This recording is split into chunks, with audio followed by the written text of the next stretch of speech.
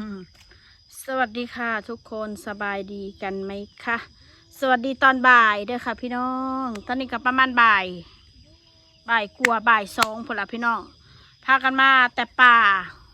ไปหาเห็ดกับอะไรตามเคยพ้นตกคำหัวพากันมาอยู่ในห่มไม้ห่มตอกบัดนี้พากันมานั่งอยู่ในห่ม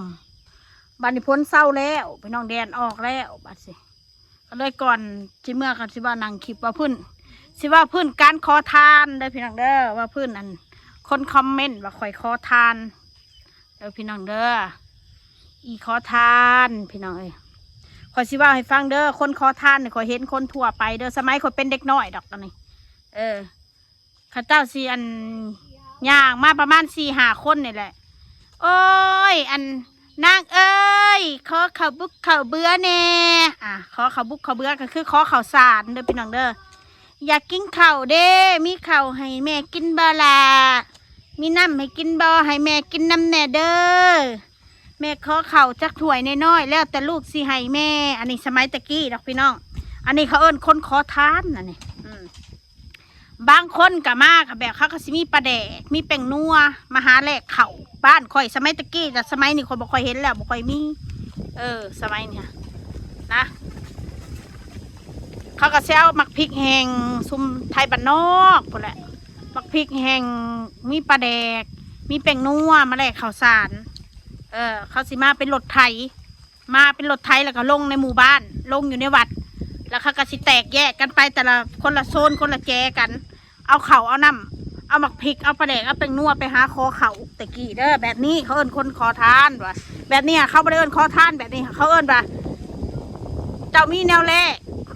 มีปลาแดกแป้งนัวมาแลกเจ้าก็ได้เข่าก็ข่อยบางคนบางหมู่บ้านเขามาคือขอเลยอันนั้นเขาเอิ้นคนขอทานนะว่าให้สุเจ้าฟังแล้วก็สิมีอยู่ตามจุดตามตลาดนัดบ่หรือตามตลาดหรือตามชุมชนหรือตามหม่องหันหม่องนี่เฮิรนคนขอทานที่ว่ามีโอมีคันมีกะลานะเฮิรนคนขอทานเนาะแบบนั้นเนาะแต่สำหรับยูทูบเบอร์บัดนี้สิบอกให้พังเด้อยูทูบเบอร์เด้อแต่ละช่องทางบอกว่าบ่ได้ว่าแต่ชาวลาวบอกอีสานเฮาหรือว่าผู้ใดก็แล้วแต่เขาเฮ็ดคลิปเฮ็ด YouTube เขาก็มีแฟนคลับมีคนหักมีคนชื่นชอบมีคนสั่งมีคนอิจฉามีคนหักมีคนแพงเนาะพี่น้องเนาะYouTube เดี๋ยวทางฝั่งลาวข่อยซ่าข่อยเห็นเด้อข่อยบอกซื้อออกน้ำแต่ข่อยก็เห็นหลายขู่หลายคนแต่ก็สิได้ดินได้เฮือนได้นั่นได้นี่ได้นู่นเขาก็บ่ได้ออกมานั่งคอได้เขาออกมาคอในเด้อพี่น้องขอในเด้อซอยข่อยในเด้อเขาบ่มีเฮือนอยู่เขาบ่มีรถขี่เขาบ่มีดินสิอยู่เขาบ่มีน้ำอาบเขาบ่มีไฟฟ้าใช้เขาบ่มีโทรศัพท์ใช้ซาเขาเห็นยูทูบเบอร์เขาก็บริเป็นแบบนั้นได้เขาก็เฮ็ดคลิปของเขาไปตามภาษาบ้านนอกมีหาอยากหากินหาหน่อไม้หาเห็ดย่ำหาเห็ดกับหาเห็ดหาหน่อไม้เด้อพี่น้องเด้อแต่ว่าFCผู้เพิ่นจักไห้คือหนึ่งส่วนมากค่ะสิอยู่ต่างประเทศหรือว่าอยู่ประเทศไทยเฮาหรือไม่กับคนลาวเฮาที่เพิ่นไปอยู่อเมริกาหรือว่าไปอยู่ประเทศต่างๆทั่วโลกไปนี่เนาะพี่น้องซึ่งเพิ่นบ่ได้กลับบ้านมาโดนว่าซั่นซะในเมื่อเห็นวิถีชีวิตได้ถ่ายทอดวิถีชีวิตได้ดำไห้ดำนาเกี่ยวเข่าลกก้าเพิ่นคือพ่อสมัยเพิ่นเป็นเด็กน้อยคือพ่อสมัยเพิ่นอยู่กับพ่อกับแม่เพิ่นมีเงินเพิ่นก็ส่งให้100 เหรียญ200 เหรียญ300 เหรียญแล้วแต่ผู้อยากให้อันนี้นะอันนี้เขาเพิ่นให้ด้วยใจเขาไม่ได้เอิ้นว่าคนขอทานได้อันนี้ค่ะคนเฮ็ด YouTube แล้วมีผู้รักผู้ใหญ่ให้ผู้ใหญ่ใจดีให้เงินนะเขาไม่ได้เอิ้นคนขอทานคนขอทานน่ะคืออย่างเลาะคอตามเพื่อนคนเขาเอิ้นคนขอทานอันนี้บ้านเขาเอิ้นแบบนี้แต่สิเจ้าว่ามานั่งนั่นแหละเขาเรียกขอทานออนไลน์ถึงเขาสิขอทานออนไลน์เขาก็บ่ได้มาบอกว่าเขาอยากได้นั่นอยากได้นี่อยากได้นี่อยากได้นั่นขอผู้ใหญ่ใจดีโดยตรงเข้าใจบ่บัดนี้ค่ะการขอทานมันเป็นอะไรบัดนี้ขอทานคือนั่งตามตลาดนัดนั่งตามมุมแจ้มองหันมองนี่คนหลายๆชุมชนคนหลายๆมีถ้วยมีบ่วงมียังกะว่าไป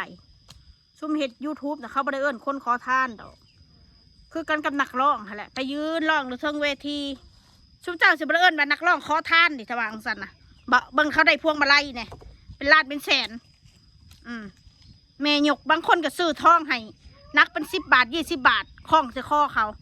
ชุมเจ้าบอกว่าเขาขอทานบ่นะอันนั้นเขาเรียกเขาเรียกศิลปิน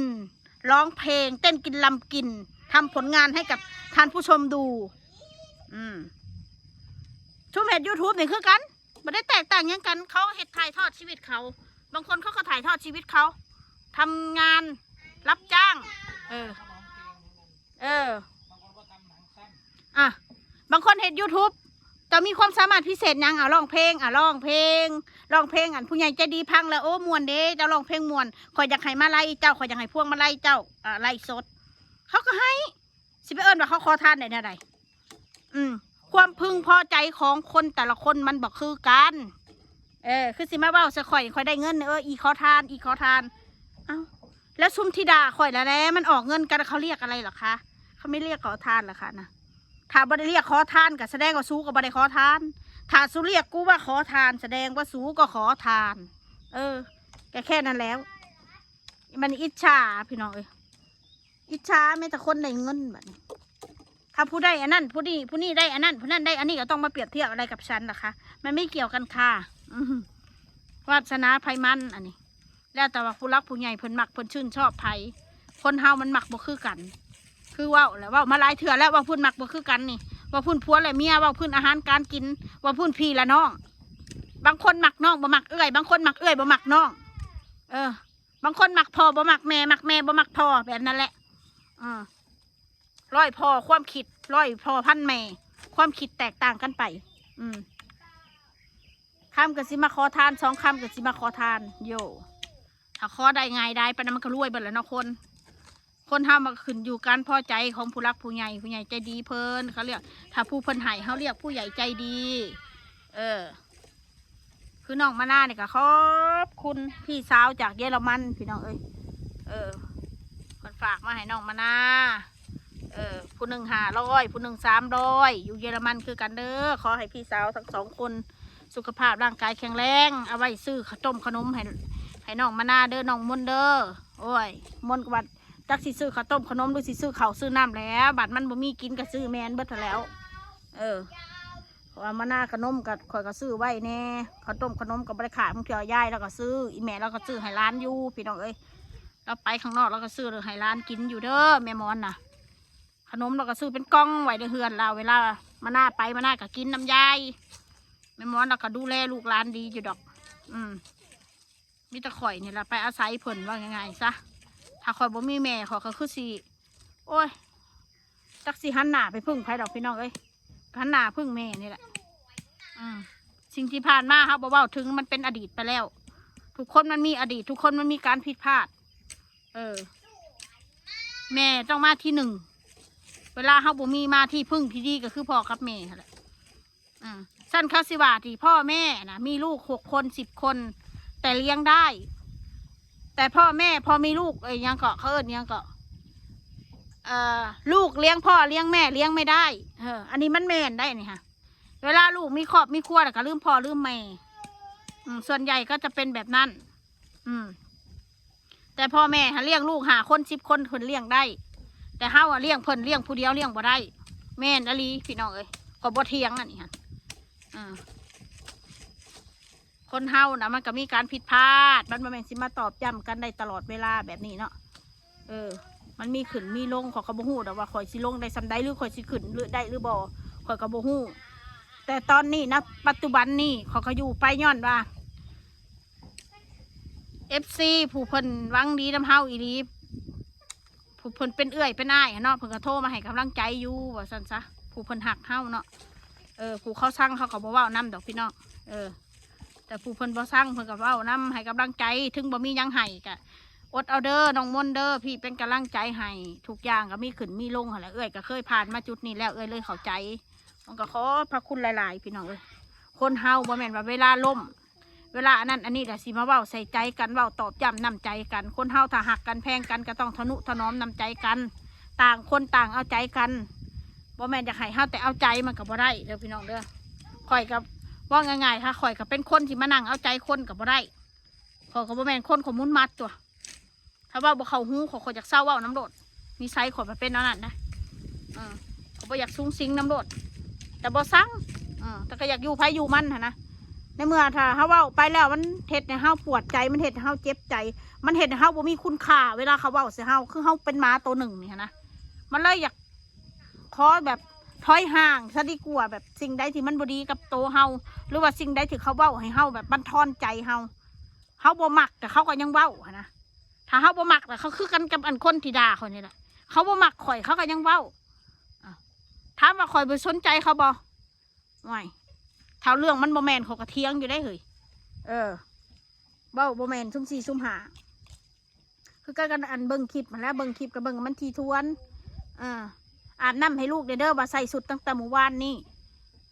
คนเฮาถ้าเปิดใจเบิ่งนะคลิปมันถ่ายตั้งแต่เมื่อวานนี่แหละถ้าเพิ่งเอามาลงเขาก็เริ่มมานั่งเว้าใส่เมื่อเช้านี้เห็นคอมเมนต์เขาก็เริ่มมาเว้าต่อใส่กับคลิปพ่อใหญ่เพชรนั่นว่าเป็นว่าลูกบ่อาบน้ำมาหน้าน้อยอาบน้ำมื้อ1-3 เถื่อจ้าเจ้าสิไปหู้อีหยังเจ้านะเจ้ามันคนอื่นลูกข่อยหาบ่สิไปใส่เสื้อผ้าตัวเดียวบดมือเท่าคำนะมื้อ1-3 เถื่ออาบน้ำมันเล่นเปื้อนเด็กน้อย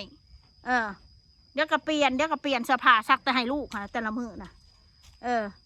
เพื่อนคอยนี่แฟบนี่ขาดไว้ได้เลยแหละแฟบนันยาปรับผ้านุ่มต้องให้มีว่าซั่นซะเอาละพี่น้องสำหรับคลิปนี้ก็ลาไปก่อนเด้อว่าพูดขอทานนี่ก็ให้ฟังว่าการขอทานแบบใดขอทานขอเทียงเลยอันซุ่มเฮ็ด YouTube มันมาว่าเขาขอทานนะบ่แม่นเด้อเขาบ่ได้มานั่งแบมือขอให้พี่น้องซอยเนี่ยเด้อคือข่อยนี่ตกอัพจังซี่แหละพี่น้องซอยข่อยเนี่ยเด้อข่อยเคยเว้าบ่มีบ่ข่อยเคยเว้าบ่ในใจข่อยอยากให้ซอยเพราะตายแต่ข่อยก็บ่กล้าเว้าเขาสิว่าข่อยอยากบอกเด้ข่อยลำบากแห้งหลายข่อยอยากอันนั้นอันนี้แห้งหลายข่อยก็อยากเว้าเด้พี่น้องข่อยก็เว้าบ่ได้คนเฮานะความเป็นจริงนะ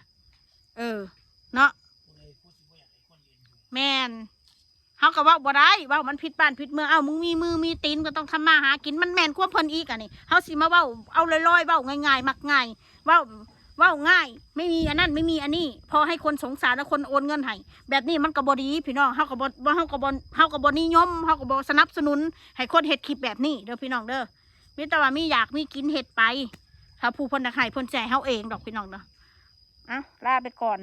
ผู้สิด่าก็ด่าลงไปถ้าผู้เพิ่นสิให้ก็บ่ได้เกี่ยวกับไผแม่นบ๊ายบายข่อยคนหนึ่งข่อยบ่สนับสนุนให้คนไม่เฮ็ดคลิปแล้วมาเว้าเอานั่นเว้าเอานี่ให้คนโอนเงินให้ข่อยกับผู้หนึ่งว่าซั่นซะข่อยบ่สนับสนุนมีแต่ว่าเฮามีมือมีตีนก็เฮ็ดเอาแหละถ้าผู้เพิ่นสิสงสารหรือผู้เพิ่นสิให้อันนั้นก็สุดแล้วแต่ผู้ใหญ่ใจดีเพิ่นให้เว้าบ่ได้เนาะพี่น้องเนาะสิรวยหรือสิจนน่ะผู้เพิ่นพอใจให้เพิ่นก็ให้คือเก่า